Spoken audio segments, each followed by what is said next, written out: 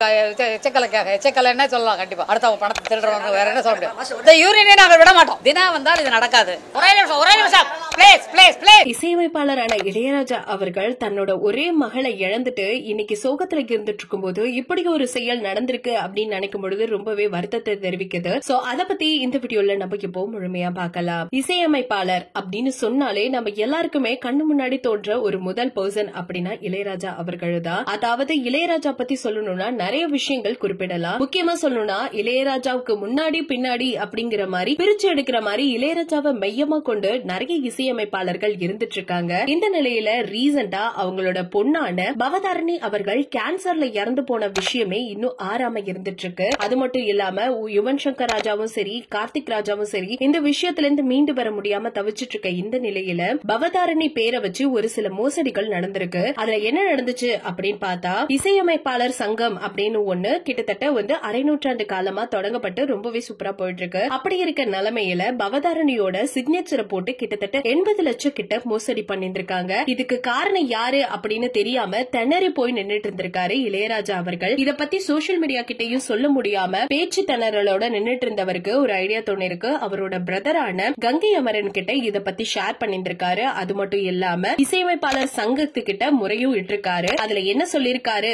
அப்படிங்கறதை தான் நம்ம இப்ப பார்க்க போறோம். கிட்டத்தட்ட அரை நூற்றாண்டு காலமா ரொம்பவே தொடங்கப்பட்டு சூப்பரா போக்கிட்டு இருக்கு. அது மட்டும் இல்லாம இந்த இடத்துல ஒரு மிகப்பெரிய மோசடி நடக்கிறதுக்கு முழுக்க முழுக்க காரணம் தீனா அவர்கள் தான் சொல்லிட்டு இருக்காங்க. பிகாஸ் நம்ம எல்லாருக்குமே தெரியும், ஒரு கச்சா இருக்கட்டும் இல்ல ஒரு சங்கமா இருக்கட்டும், அந்த சங்கத்துக்கு 2 வருஷத்துக்கு ஒரு தடவை கிட்டக்க கண்டிப்பா அந்த போஸ்டிங்ல இருக்க பர்சனை மாத்தி அமைப்பாங்க. முக்கியமா தலைமை அப்படிங்கிறது ரொம்பவே முக்கியத்துவம். கிட்டத்தட்ட 2019 இருந்து 4 வருஷங்களா தீனா அவர்கள் தான் இருந்துட்டு இருந்தாங்க. பிகாஸ் ஏற்பட்ட சிச்சுவேஷன்ல கொரோனா இருந்ததுனால அப்படி இருக்கையில அவர் ரொம்ப கஷ்டப்படுற நிறைய சிங்கர்ஸ்க்கு ஹெல்ப் பண்ணும் அப்படிங்கறது தான் இந்த சங்கத்தோட பெரிய நோக்கமே. அது எல்லாத்தையுமே இவர் தவற விட்டு நிறைய மோசடிகளும் பண்ணிருக்காரு. யாருக்குமே பெருசா இவர் ஹெல்ப்பும் பண்ணவே இல்ல. முக்கியமா சொல்லணும்னா கொரோனா காலகட்டத்துல யாருமே பெருசா அவர் கன்சிடரும் பண்ணவே இல்ல. இப்ப அவர் தான் பவதாரணியோட கையெழுத்த போட்டு 80 லட்சம் கிட்ட ஏமாத்திருக்காரு அப்படிங்கிற விஷயம் வெளியில தெரிய வந்திருக்கு. சோ இனிமே அவர் அந்த போஸ்டிங்ல இருக்க கூடாது அப்படிங்கிற மாதிரி இளையராஜா அவர்கள் வெளிப்படையா சொல்லியிருக்காங்க. அது மட்டும் இல்லாம நிறைய கெட்ட வார்த்தைகளும் சொல்லி திட்டிருக்காரு. இப்படிப்பட்ட மனுஷன் எதுக்கு இருக்கணும் அப்படிங்கிற மாதிரி இது எல்லாத்தையுமே ஏத்துக்கிட்டு இப்ப ரீசெண்டா ஒரு எலெக்ஷன் நடந்திருக்கு.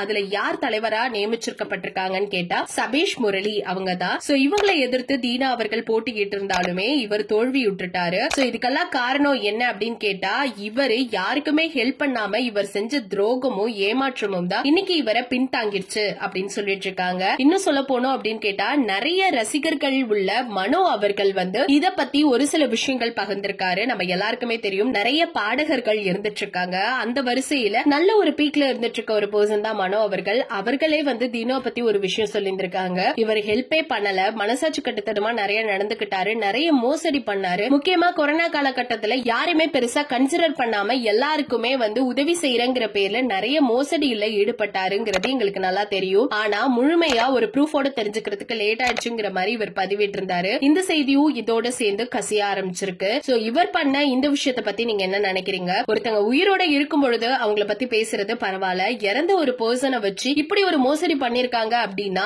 இது எந்த கட்டத்துல நம்ம பேசுறதுன்னு சத்தியமா தெரியல. அது மட்டும் இல்லாம சாதாரண மனுஷங்களுக்கு பிரச்சனை வருதுங்கிறது ஒரு காமன். பட் ஃபெமிலியரான ஒரு பர்சனுக்கு இவ்ளோ பெரிய பிரச்சனை அதை ஹேண்டில் பண்ண முடியாம தவிச்சு நிக்கிறாங்கன்னு நினைக்கும் பொழுது ரொம்பவே மனசு நெருடலா இருந்துட்டு இருக்கு. சோ இந்த விஷயமெல்லாம் கேட்கும் பொழுது மக்களான நீங்க என்ன நினைக்கிறீங்க அப்படிங்கறத மறக்காம நம்ம கமெண்ட் செக்ஷன்ல ஷேர் பண்ணிக்கோங்க.